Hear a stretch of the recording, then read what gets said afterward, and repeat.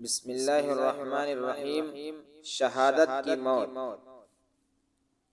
لا الہ الا انت سبحانک انی کنت من الظالمین۔ حدیث شریف میں ہے کہ جو مسلمان بیماری کے زمانے میں 40 مرتبہ یہ آیت کریمہ پڑھ لے اور اسی مرض میں فوت ہو جائے تو شہید کا درجہ پائے گا، اور اگر تندرست ہو جائے تو اس کے سارے گناہ بخش دیے جاتے ہیں۔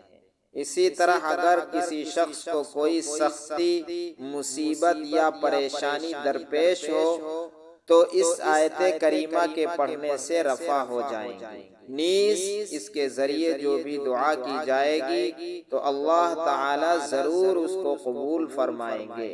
رواہ الحاکم۔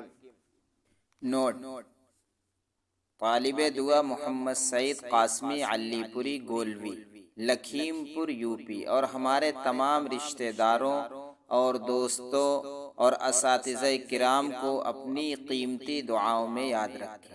مثلا حضرت مولانا و حکیم نظام الحق صاحب رحمۃ اللہ علیہ، حضرت مولانا امام علی دانش صاحب رحمۃ اللہ علیہ، حضرت مولانا ذکی اللہ صاحب رحمۃ اللہ علیہ، حضرت حافظ محمد مصطفیٰ صاحب رحمۃ اللہ علیہ وغیرہ۔